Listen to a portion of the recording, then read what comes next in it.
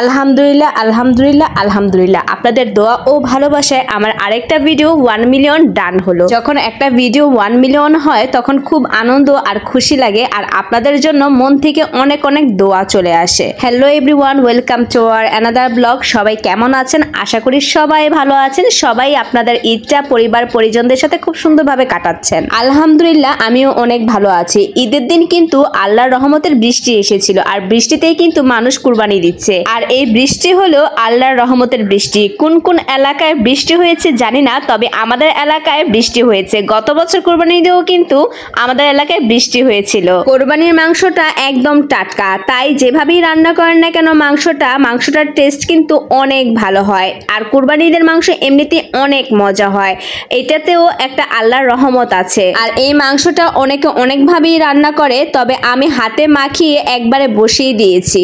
তবে আমার যে সকল ভাই বোনেরা প্রবাসে থাকে অথচ দেশে টাকা দেয় পরিবারের কাছে কোরবানি দেওয়ার জন্য, তারা সেই মাংস খেতে পারে না।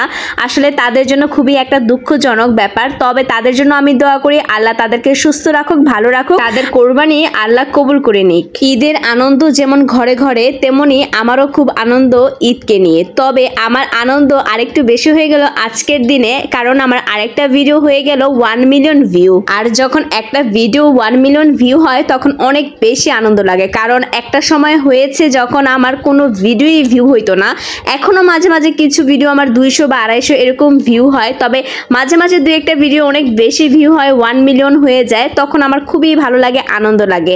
আর এটা কিন্তু আমার একার চেষ্টা না। হ্যাঁ, আমি চেষ্টা করি ভিডিও দেওয়ার জন্য বা সময় বের করে ভিডিও দেই, কিন্তু আমাকে যারা সাপোর্ট করে, আমার ফলোয়াররা, আমার বন্ধুরা, আমার ফেসবুক পেজে যারা আমার পরিচিত আছে, আমার বন্ধুরা আছে, তারা অনেক বেশি আমাকে সাপোর্ট করে। আমার ভিডিও দেখলে অবশ্যই লাইক কমেন্ট করে।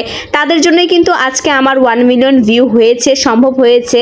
তাদেরকে আমি অসংখ্য ধন্যবাদ দেই। আমার ফলোয়ার যারা আমাকে ফলো করে, তারা আমাকে সাপোর্ট করেছে বলেই কিন্তু আমার 1 মিলিয়ন ভিউ হওয়া সম্ভব হয়েছে। আর সবসময় চাইবো যারা আমাকে সাপোর্ট করে এসেছে, সাপোর্ট করে, আমার ভিডিও পছন্দ করে, তারা সবসময় যেন আমাকে সাপোর্ট করে, আমার ভিডিও দেখে, আমাকে ভালোবাসে। যেহেতু এখন ঘরে ঘরে কোরবানির মাংস, সবার ঘরেই মাংস, তাই হচ্ছে সকালে বিকেলে সন্ধ্যায় রাতে সব সময় হচ্ছে মাংস দিয়েই কোনো একটা কিছু থাকবেই থাকবে। হয়তো মাংস দিয়ে পরোটা, মাংস দিয়ে রুটি, মাংস দিয়ে পিঠা, মাংস দিয়ে মুড়ি, মাংস দিয়ে ভাত, মাংস দিয়ে পোলাও, মানে সকাল বিকাল সন্ধ্যা সবসময় এখন শুধু মাংস আর মাংস।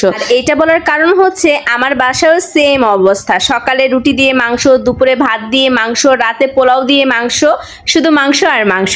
আমি সকালে পরোটা ভেজে নিয়েছিলাম, পরোটা ভেজে তারপর হচ্ছে গতকাল যে আমি ঈদের মাংস রান্না করেছিলাম সেটাই কিন্তু অনেক বেশি করে রান্না করেছিলাম, জানি আমার হয়ে যায় আজকে পর্যন্ত। তো পরের দিন সকালে ঘুম থেকে উঠে পরোটা ভেজে আমি একদম মাংস দিয়ে মজা করে এটা খেয়েছি।